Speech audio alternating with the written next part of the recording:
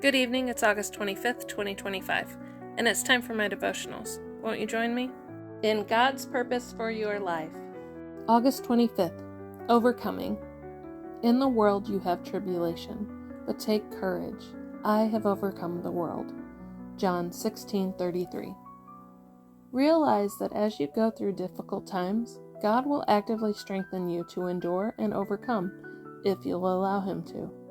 In today's verse, describing future afflictions, Jesus said so to His disciples. There will be times of hardship and suffering, but you can actively partake of the victory Christ gives you. Therefore, when trouble strikes, that's the time to burrow into God. So many people run away from the Lord, blaming Him for their afflictions or assuming He has rejected them in some way. However, what they're really doing is distancing themselves from the true source of their strength. So the more immense the challenges you face, the greater your need to be with the Lord. You may be very busy, but find time to spend with Him.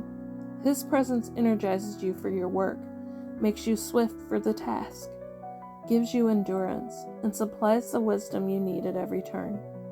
Realize that eventually you will outlast this trial. Certainly no trouble lasts forever, and this one is no exception.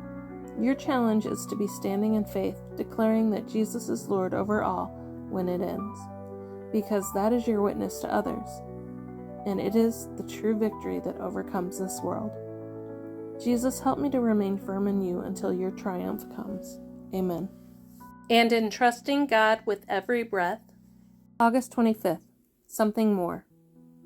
To them He said, You go into the vineyard too, and whatever is right I will give you. Matthew 20:4 ESV.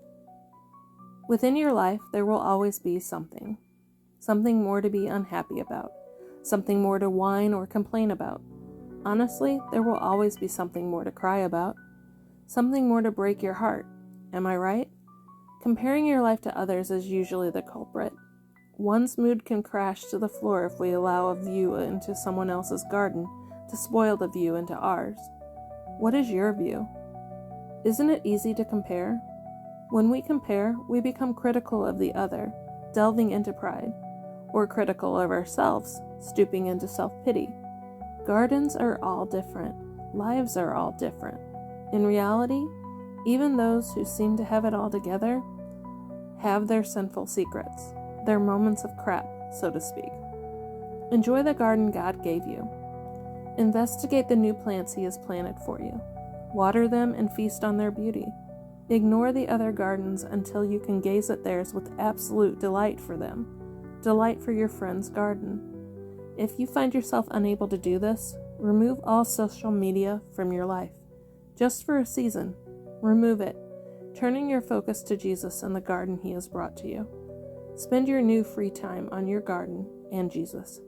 Learn to appreciate its beauty. How do you feel when you compare your life to others? Stop comparing. Be thankful instead. Lately, more than ever, there's always something more to worry about, stress about, be upset about. But the only chance I've had in overcoming is by giving it up to God. I hope you have a blessed day.